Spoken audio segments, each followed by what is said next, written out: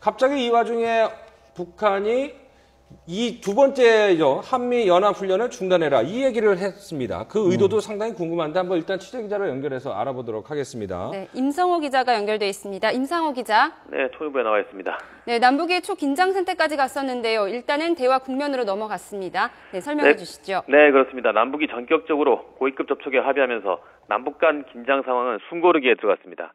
하지만 상황이 완전히 진정된 것은 아닙니다. 연이은 북한의 도발에 대한 남북의 입장이 완전히 달라 오늘 접촉 결과에 따라서 국면이 급변할 가능성도 있습니다. 남북은 오늘 접촉에서 현재 진행되고 있는 모든 상황에 대해 논의한다고 했지만 입장 차이가 워낙 크기 때문입니다. 우리 측은 지뢰 도발과 포격 사건에 대한 시인과 사과 요구를 먼저 하겠지만 북측이 인정하기 어려워서 접촉에서 원만한 합의가 이루어지기 힘들 것으로 보입니다. 하지만 남북 고위 당국자가 전격적으로 만나기로 합의한 만큼 어느 정도 사전 조율이 이루어졌을 가능성도 있습니다. 물론 모든 상황은 접촉 결과를 지켜봐야 하는 만큼 지금 시점에서 예단하기는 어렵습니다. 이번 접촉 결과는 고위급 접촉에 참석하는 홍영표 통일부 장관이 정부 서울청사에서 직접 브리핑할 것으로 알려졌습니다. 네, 김관진 국가안보실장과 황병서 총정치국장 지난해에도 만나지 않았습니까?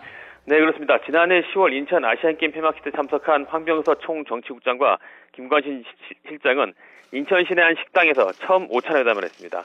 당시 우리 측에서는 김 실장 외에 6일째 통일부 장관 등이, 북측에서는 최룡해 노동당 비서, 김양견 통일전선 부장 겸 대남 담당 비서가 참석했습니다. 북한은 당시 오찬회담에서 2차 남북 고위급 접촉을 10월 말이나 11월 초 우리 측이 원하는 시기에 하겠다는 입장을 밝혔습니다.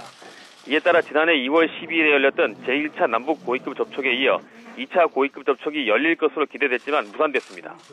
지난해 2월 남북 고위급 접촉은 당시 수석 대표로 우리 측에서는 김규현 청와대 국가안보실 1차장이, 북측에서는 원동현 북한 노동당 통일전선부 부부장이 각각 맡았습니다. 이번 접촉은 그 이후 처음 이루어지는 남북 간 고위 당국자들 간의 만남이어서 결과가 주목됩니다. 지금까지 통일부에서 YTN 임상호입니다.